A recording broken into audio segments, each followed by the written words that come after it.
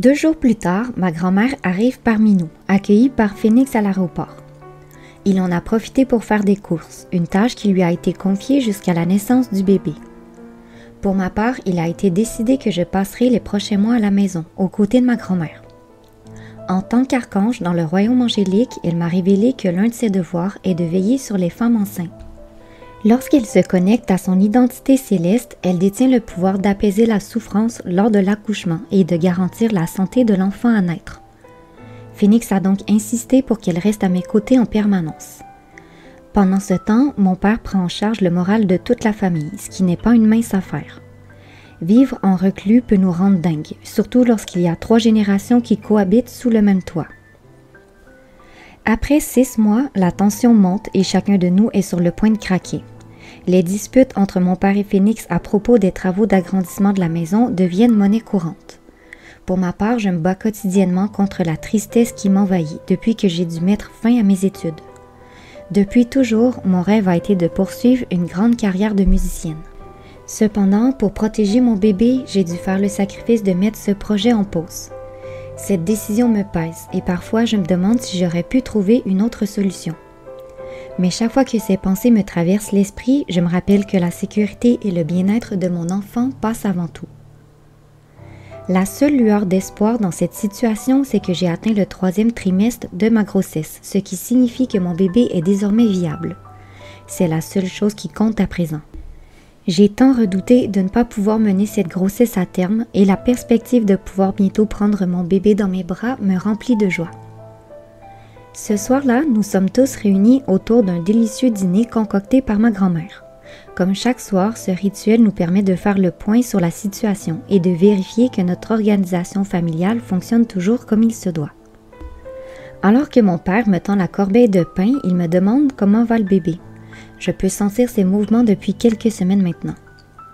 Il est vraiment agité en ce moment, je soupire. Ce bébé est une vraie toupie, il ne reste jamais en place. C'est peut-être parce qu'il n'aime pas être confiné dans un espace aussi restreint, suppose Phoenix. Ce bébé est tout comme sa mère. Il est vrai que je me suis toujours sentie à l'étroit dans ce corps physique. Selon les explications de ma grand-mère, cette sensation d'inconfort découle de mon manque d'habitude à vivre dans un corps terrestre.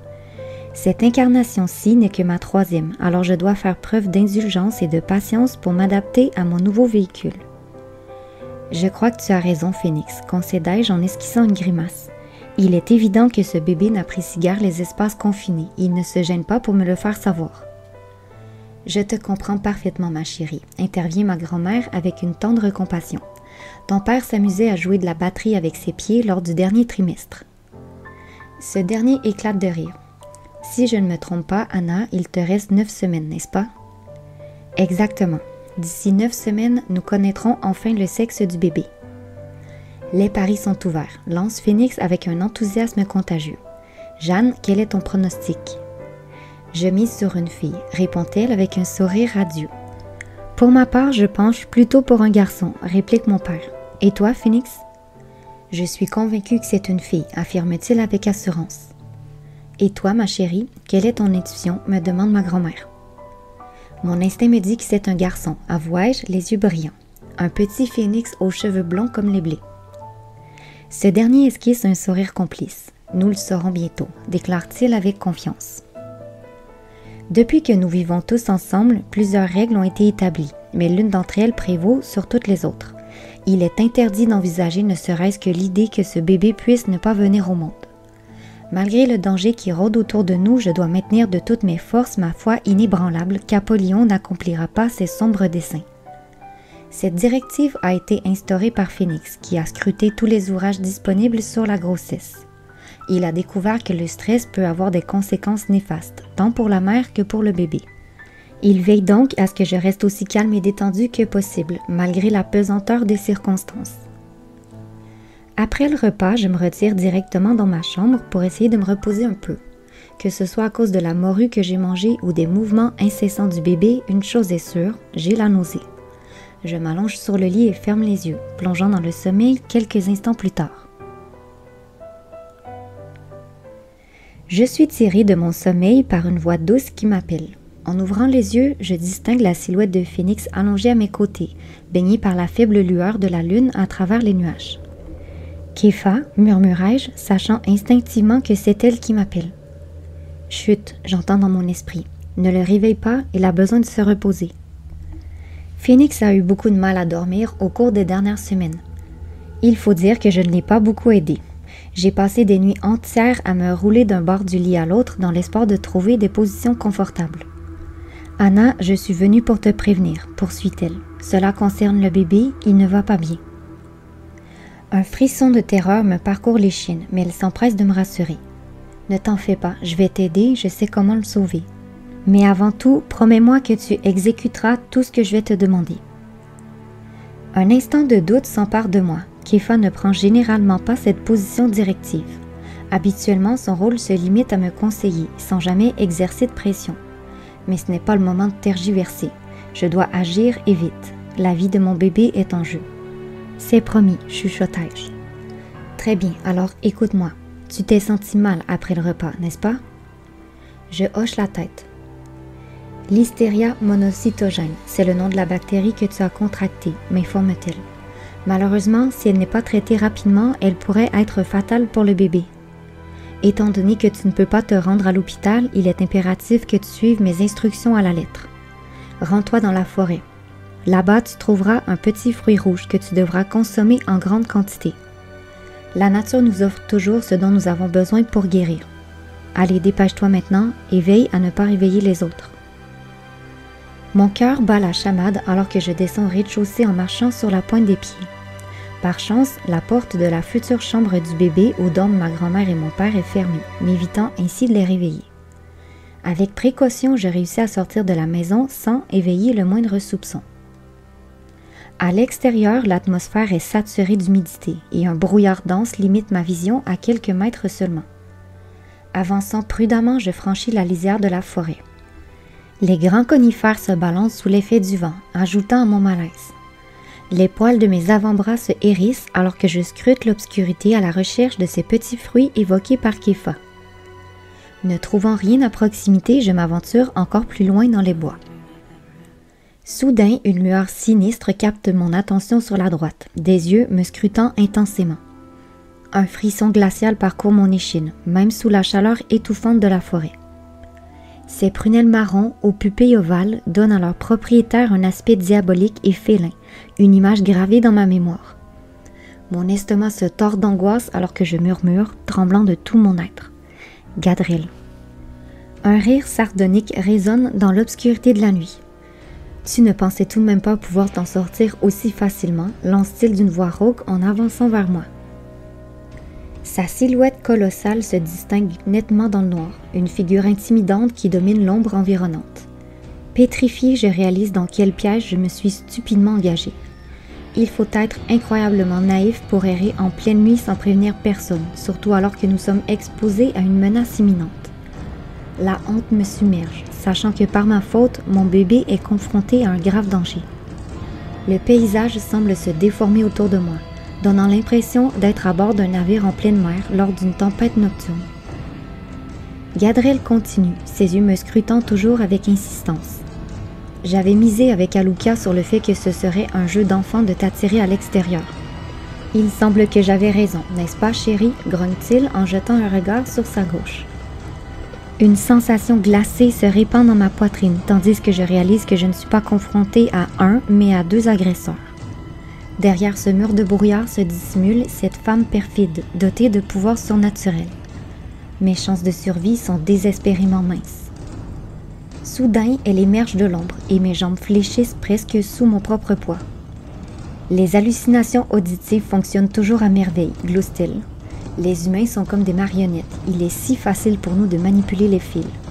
Elle s'approche de moi avec une lenteur délibérée, son aura ténébreuse émanant d'elle tel un glaive tranchant. Ses yeux, d'un rouge grenat éclatant, me toisent avec dédain, tandis qu'il se déplace avec une grâce sinistre vers ma gauche. Sa présence est encore plus imposante que dans mes souvenirs.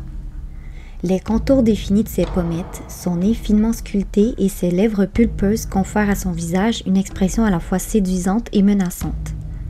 Cette juxtaposition troublante de beauté et de danger émet d'elle un avertissement silencieux, présageant du chaos imminent qui m'attend.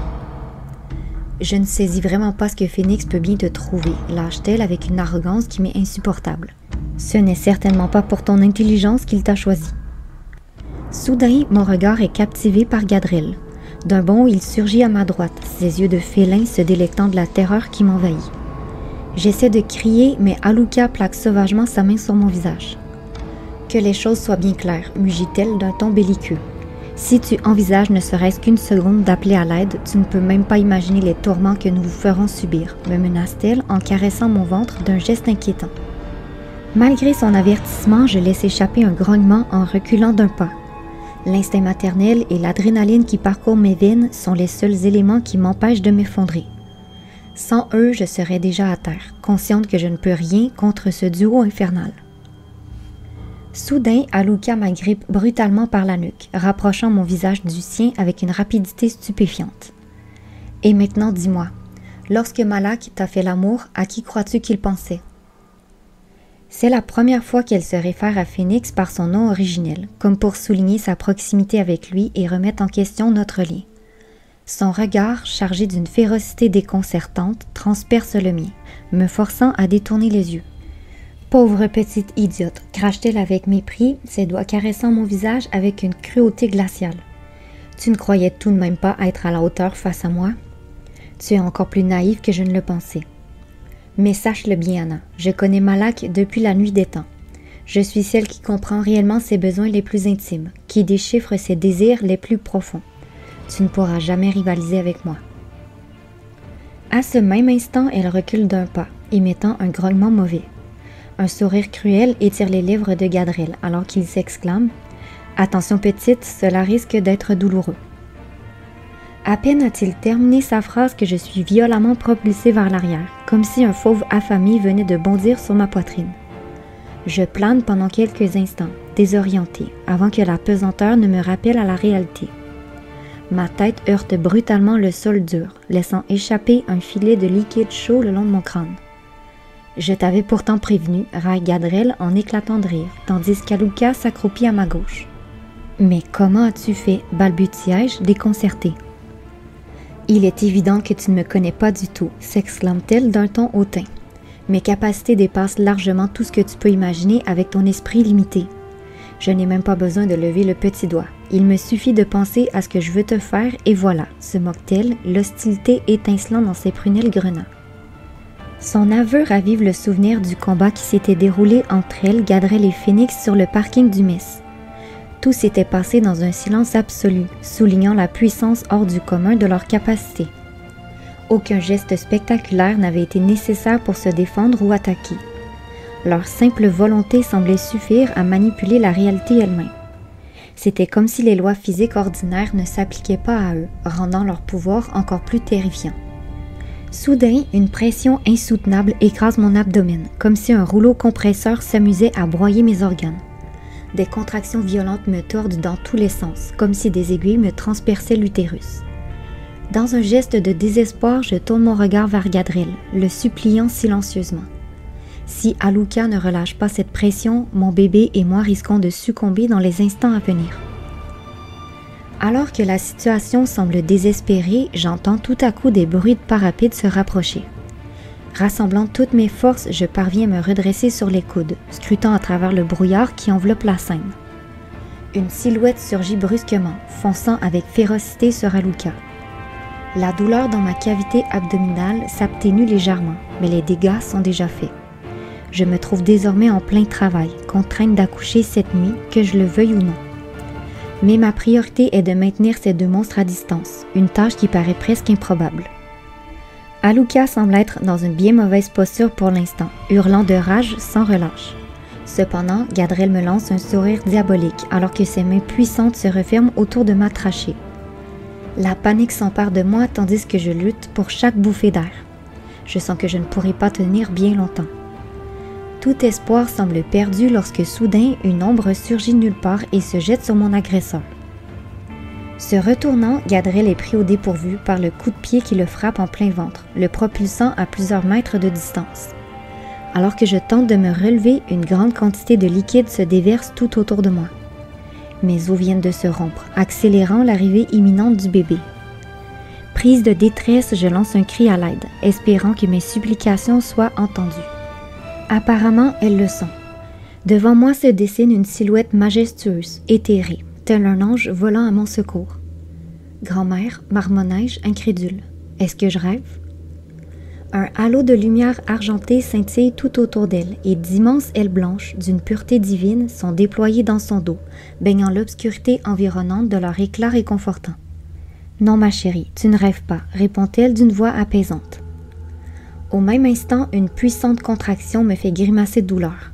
« Accroche-toi, Anna, nous allons te sortir de là, » affirme-t-elle en me soulevant du sol aussi aisément que si j'étais une plume. Blottis dans ses bras, nous quittons la terre ferme et nous nous déplaçons dans les airs à une vitesse ahurissante. L'envolée soudaine me donne la nausée et je me force à fermer les yeux pour échapper à ce vertige désagréable.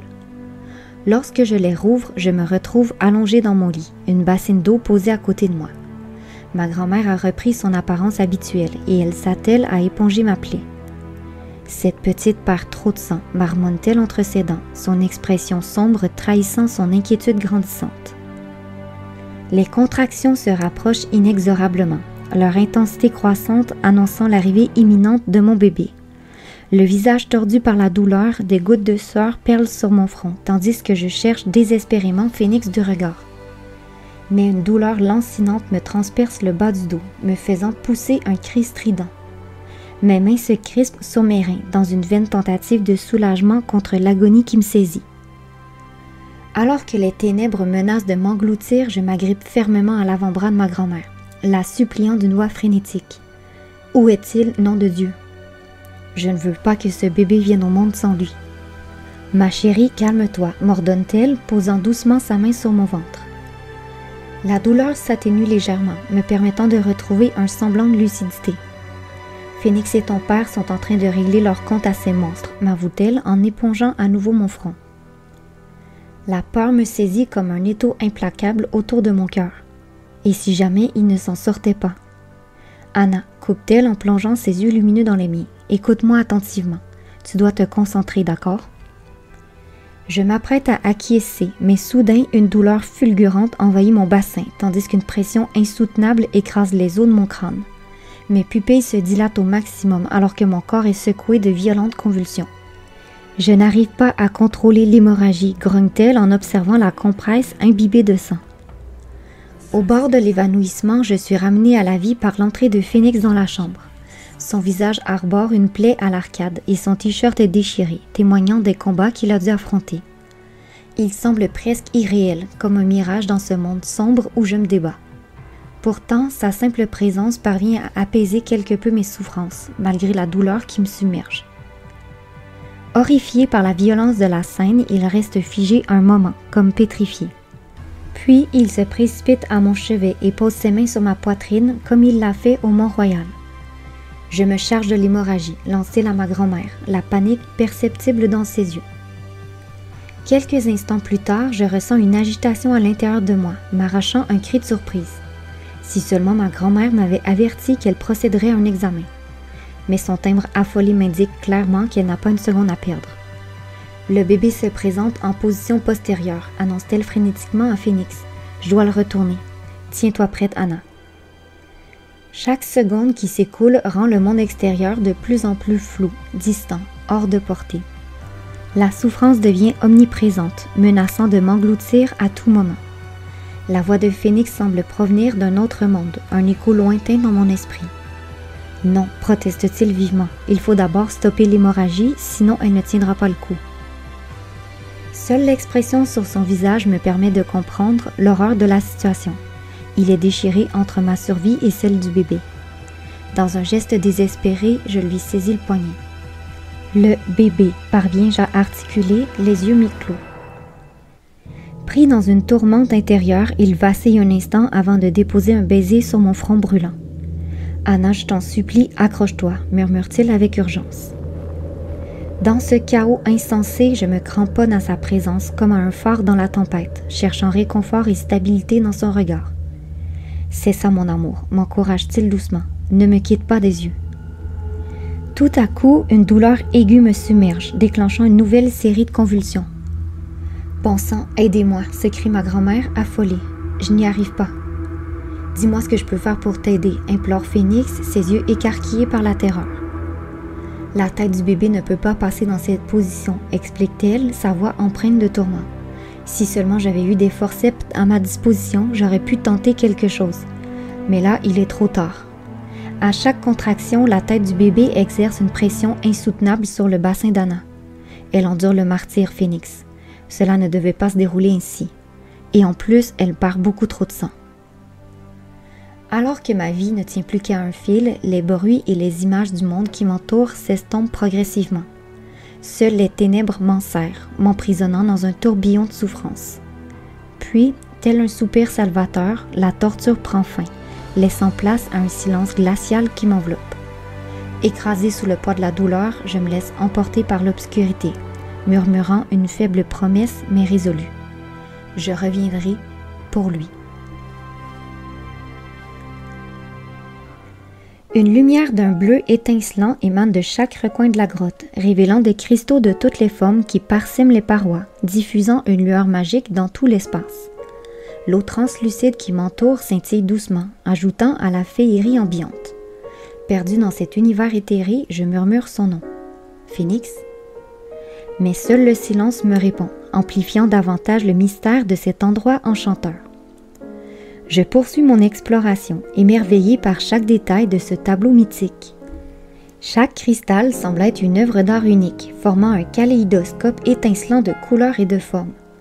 C'est comme si j'étais plongée au cœur de la chapelle Sixtine des cristaux, où la beauté transcendante de chaque élément laisse sans voix. L'écho des vagues qui caressent doucement les parois rocheuses évoque l'ambiance solennelle et mystique d'une cathédrale millénaire. Chaque son se diffuse dans l'espace, créant une symphonie harmonieuse qui enchante mes sens. Alors que je prends conscience que je suis assise dans une petite barque, naviguant paisiblement sur une rivière souterraine, une voix imposante résonne dans mon esprit. Ce lieu se nomme le Sanctuaire des Origines. Comme tu peux le constater, cet endroit est d'une beauté incomparable. Effectivement, je suis subjuguée par le spectacle surnaturel qui se déploie sous mes yeux, chaque détail semblant révéler un secret ancestral. Tout cela ne peut être réel, je marmonne, ma voix teintée d'incrédulité, alors que je lutte pour assimiler la grandeur de ce qui m'entoure. Ce lieu est pourtant bien réel, déclare mon interlocuteur avec une solennité enveloppante. En revanche, les hommes ne le découvriront jamais, car il se trouve dans une dimension éthérée. Mais pourquoi suis-je ici? Demandai-je, mes yeux cherchant des réponses dans les reflets chatoyants des cristaux. Alors que je pose ma question, une silhouette émerge lentement des ombres mouvantes de la grotte. Je perçois un être enveloppé dans un manteau de lumière étincelante, chaque faisceau irradiant d'une aura de majesté. Sa stature est imposante, dépassant largement celle des hommes, et pourtant sa présence est empreinte de douceur et de sagesse. Ses traits sont indistincts, baignant dans une lueur céleste qui rend toute identification précise impossible. Il semble être une manifestation vivante de la puissance et de la transcendance de ce sanctuaire mystérieux. Cette fois-ci, il adresse ses paroles à voix haute, révélant que ma présence ici découle de ma propre demande. « Tu es venu chercher quelque chose d'extrêmement précieux, poursuit-il. Chaque être humain sur Terre détient un cristal en ce lieu, et le tien possède des propriétés uniques. Il active le cœur et la circulation sanguine, favorisant ainsi la production et la reconstitution du sang. Le sang, m'exclamai-je, tandis que le souvenir des derniers événements me revient brusquement, comme un éclair dans l'obscurité de ma mémoire. Dans cet endroit magique et mystérieux, je suis étonnamment dépourvue de toute peur. À la place, un sentiment de gratitude infinie pulse dans mon cœur, m'enveloppant dans une chaleur réconfortante. L'être de lumière continue. Les cristaux ne sont pas de simples pierres, ce sont des êtres vivants et lorsqu'on communique avec eux, ils répondent à nos demandes. C'est ainsi que tu as été guidé jusqu'à cet endroit. Ton instinct te disait que le sanctuaire des origines offrait une chance de salut pour toi et ton enfant à naître. Dans ma paume apparaît une petite pierre de couleur rouge, arborant une forme cristalline captivante. « Que dois-je faire exactement avec cette pierre pour stopper l'hémorragie ?» demandai-je. Il te suffit de la tenir fermement dans ta main et elle accomplira le reste du travail. Surtout, ne sous-estime pas son pouvoir. L'hématite a la propriété de fusionner avec son porteur. Une fois ta volonté clairement exprimée, la pierre répondra à ton appel. Sur ces mots, je suis propulsée hors de la grotte, traversant un long tunnel à une vitesse vertigineuse. La sensation est tellement intense que mon être tout entier semble être emporté dans les méandres de l'univers lui-même. Quand enfin je réintègre complètement mon corps, seule la voix de Phénix parvient à atteindre ma conscience, comme un phare dans l'obscurité. « Anna, je t'en supplie, réponds-moi » souffle-t-il d'un ton implorant, sa voix résonnant comme un appel désespéré dans le vide. Perdu entre les mondes du réel et de l'évanescence, je m'efforce de me réancrer dans la réalité, mes tentatives se traduisant par de fugaces mouvements des lèvres. « Pour l'éternité » murmurai-je alors que j'entreprends lentement d'ouvrir les paupières pour accueillir la lumière. Les mains de Phénix se présentent avec douceur et tremblement sur mes joues. « Anna » s'exclame-t-il, son regard empreint d'une tendresse infinie se posant sur moi. « J'ai cru t'avoir perdu » lâche-t-il du bout des lèvres, les traces des larmes perlant au coin de ses yeux, témoin silencieux de l'angoisse qui l'étreint. Une onde de compassion et de chagrin m'envahit, alors que je perçois toute la profondeur de son désespoir. J'aurais tant aimé lui exprimer ce que j'ai moi-même ressenti juste avant de sombrer dans l'inconscience. En réalité, je ressens le besoin irrépressible de crier à la vie, de défier le destin autant de fois qu'il le faudra pour que jamais je ne sois arrachée à lui. L'idée de continuer mon chemin en l'abandonnant derrière moi ne me semble tout simplement pas envisageable, même si je sais que nous nous retrouverons un jour. Cependant, je réalise que ce n'est pas le moment pour les confidences. Je serre fermement la pierre blottie dans le creux de ma main en murmurant une prière fervente. « S'il te plaît, mets fin à cette hémorragie. Ce bébé est d'une importance capitale et je dois le mettre au monde maintenant. » Pendant que je prie, Phénix change de compresse, son expression s'assombrissant à nouveau. « Il y a tant de sang » frémit-il, réalisant avec désarroi que malgré son don, il ne parvient pas à contenir l'hémorragie. « Je vous en supplie, venez à notre aide » implore-t-il en levant les yeux vers le ciel. Soudain, je ressens une légère baisse de pression dans mon crâne, signe que la pierre a finalement répondu à ma requête. Je saisis l'avant-bras de Phénix et murmure avec assurance. Tout va bien aller à présent. Confus, il observe la compresse, constatant avec sidération que le sang ne s'écoule plus. « C'est un miracle » s'exclame-t-il. Au même moment, une contraction me fait tordre de douleur. Mais sachant que l'hémorragie a cessé, je parviens à me concentrer sur ma respiration, sentant une lueur d'espoir renaître en moi. « C'est très bien ma chérie » m'encourage ma grand-mère d'une voix ferme. « Et maintenant, nous allons mettre ce bébé au monde. » Un léger sourire échappe à mes lèvres, malgré l'insondable souffrance qui pulse dans chaque cellule de mon corps.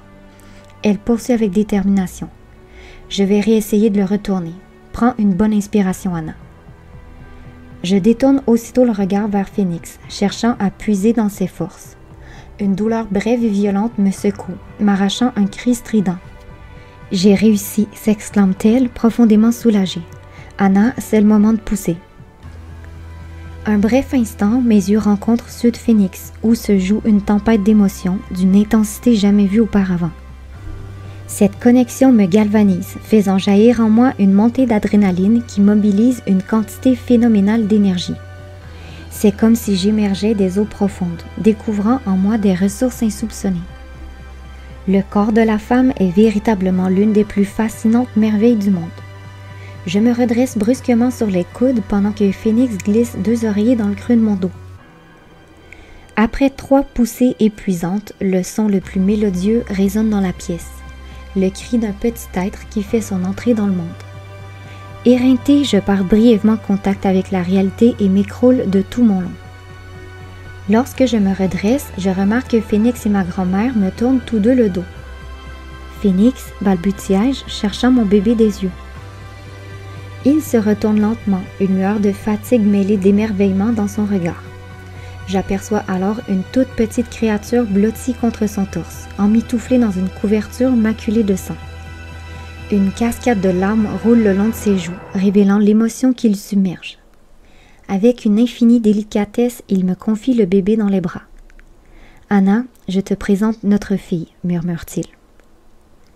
À l'instant où mon regard se pose sur cette âme précieuse, mon cœur déborde d'un amour incommensurable. C'est elle. Sa tête, d'une rondeur parfaite, exprime une douceur sans égale, tandis que ses yeux brillent comme des étoiles de cristal, diffusant une lumière mystique. Son aura, à la fois subtile et vibrante, enveloppe toute la pièce de sa présence rayonnante. Son souffle, semblable à un murmure apaisant, porte en lui la promesse d'un avenir radieux. C'est alors que la vérité éclate. Je suis revenu sur terre pour guérir mon âme en peine, pour affronter Apollyon et faire triompher la lumière face à l'obscurité.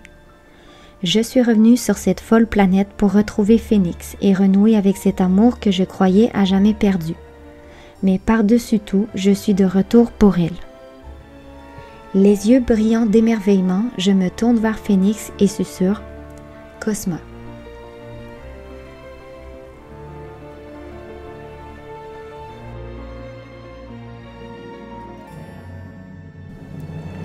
Yékoun s'enfonce dans les profondeurs de la terre, franchissant le lourd portail en chêne massif de l'enceinte pour pénétrer dans la tanière du serpent ancien, la cité interdite, protégée par l'armée ténébreuse du grand dragon. Ses yeux verts, étincelants comme des émeraudes, percent l'obscurité et il se faufile avec agilité à travers les longs tunnels jonchés d'ossements humains. Chaque pas retentit dans le silence oppressant de ces souterrains lugubres, où l'atmosphère est chargée d'un poids sinistre et oublié. S'engouffrant dans l'ascenseur dissimulé dans les ombres, il entreprend son ascension à travers les niveaux de la forteresse, traversant des strates de mystère et de pouvoir. Les battements précipités de son cœur résonnent en écho avec la lente montée de la cabine. Après un voyage teinté d'appréhension, il émerge enfin dans l'antichambre. La pièce est éclairée par de rares torches vacillantes accrochées au mur de pierre brute.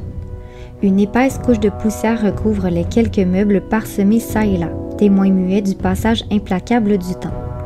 Les colonnes massives soutenant le plafond voûté ajoutent à l'atmosphère imposante et sinistre de cette pièce, reflétant fidèlement l'aura qui imprègne l'ensemble de la forteresse. Il t'attend, annonce Sem derrière le pupitre, sa silhouette aussi colossale que celle de Yékoun. Ses yeux, d'un noir profond et menaçant, tout comme sa chevelure, semblent engloutir toute la lumière qui l'entoure. Une cicatrice épaisse barre le côté gauche de son visage, témoignant des nombreux combats qu'il a livrés contre les forces de la lumière, un rappel constant de sa résilience face à l'adversité. Au centre de la salle, un long tapis usé s'étend jusqu'à une imposante porte massive, ornée de motifs énigmatiques gravés dans le bois sombre. Poussant avec force le battant richement sculpté, Yékoun ressent un pincement d'envie envers Sem, dont la seule tâche est de monter la garde, bien loin du fardeau qu'il porte sur ses épaules depuis le départ de Malak, des millénaires auparavant. Son absence a laissé un vide dans son rôle de bras droit, un poste que Yékoun convoitait secrètement depuis longtemps. Cette nouvelle a été une source de satisfaction pour lui, de même que pour Sem, dont les relations tendues avec Malak remontent à un événement obscur de leur passé commun, les transformant en ennemis jurés, malgré leur service sous les ordres du chef des forces de l'ombre. Le départ de Malak a ouvert la voie à plusieurs officiers ambitieux pour gravir les échelons de la hiérarchie des ténèbres. Parmi eux se trouve Aluka, l'ancienne amante de Malak, dont la montée en puissance rapide a suscité des rumeurs d'intrigue et de suspicion parmi les démons de la cité interdite. Sa relation passée avec Malak lui a valu une certaine notoriété et une influence incontestable, mais sa quête de pouvoir ne s'est pas arrêtée là. Profitant de la vacance du poste laissé par Malak, Aluka a manœuvré avec habileté pour renforcer sa position et s'imposer comme une figure de premier plan au sein de l'armée d'Apollyon. Son ascension fulgurante a attisé les rivalités et les alliances au cœur de la cité interdite, jetant ainsi les bases d'un conflit latent qui ne demande qu'à éclater. Après une profonde inspiration, Yékoun s'engage d'un pas assuré dans la pièce caverneuse, plongée dans une lueur vacillante émanant de quelques torches en fer forgé, d'où jaillissent des flammes orangées, rappelant celles de l'antichambre. « Maître », commence-t-il en s'inclinant humblement, sa longue chevelure blonde lui voilant partiellement les yeux. Apollyon, drapé dans une toge de magistrat noir à capuche, le fixe depuis son trône taillé à la main dans un bois sombre et robuste. Derrière lui, sur le mur de pierre, sont suspendues d'immenses tapisseries représentant l'Apocalypse de Saint Jean. J'espère que tu apportes des nouvelles favorables, dit-il d'une voix empreinte de menace. Malheureusement, ce n'est pas le cas, répond Yekun d'un ton résigné, luttant pour masquer son angoisse croissante. Malgré la protection que lui confère son imposante armure, sa peur envers l'homme redoutable qui se dresse devant lui transparaît. L'aura ténébreuse de son interlocuteur trahit sa véritable nature, se propageant comme un nuage toxique à travers les environs. Dans la pénombre, seuls ses yeux glacés percent, mais lorsqu'Apollyon retire sa capuche, son visage hideux de reptile, recouvert d'écailles, se dévoile à Yekun. Le démon blond poursuit, son inquiétude devenant de plus en plus perceptible dans sa voix. Il est conscient que ces révélations ne feront qu'enflammer la colère d'Apollyon. Nous avons perdu la trace de Gadrel et d'Aluka, et ce n'est pas la seule nouvelle préoccupante. La petite est née, avoue-t-il, lançant un regard furtif à son maître. Dans l'ombre, Apollyon médite sur cette annonce, un frisson parcourant son être reptilien. La naissance de Cosma représente bien plus qu'une simple nouvelle. C'est une menace voilée, une promesse de lumière dans les ténèbres qu'il a juré de dominer. Une colère froide s'empare de lui, mêlée à une détermination implacable. Il doit agir, éliminer cette menace avant qu'elle ne prenne racine. Alors, dans l'ombre de son repère, il commence à tisser les fils de son plan machiavélique, prêt à tout pour éteindre cette lueur d'espoir avant qu'elle ne se transforme en un incendie incontrôlable. On n'est jamais mieux servi que par soi-même, n'est-ce pas? Crache-t-il finalement, son regard transperçant comme des lames. En effet, maître, acquiesce Yekun, tandis qu'une étincelle de détermination perce son masque d'obéissance feinte. Mais je suis disposé à vous accompagner à la surface, prêt à affronter tous les dangers pour voir votre plan s'accomplir. Qu'Isabelle et Azaziel sont également prêts à vous offrir leur service. Bien. Alors en route, rugit-il d'une voix d'outre-tombe en se levant de son trône, l'écho de sa colère résonnant dans la pièce. Avec ses ailes aux plumes sombres déployées, étendant encore plus l'obscurité qui l'entoure, Apollyon s'envole à travers les sinistres tunnels souterrains, animé par une soif de vengeance brûlant au plus profond de ses entrailles. Tel un fléau déchaîné, il quitte la cité interdite, son antre impénétrable, pour s'aventurer dans le plan tridimensionnel où les humains vaquent à leur occupation, ignorant des complots machiavéliques qui se trament dans les ténèbres.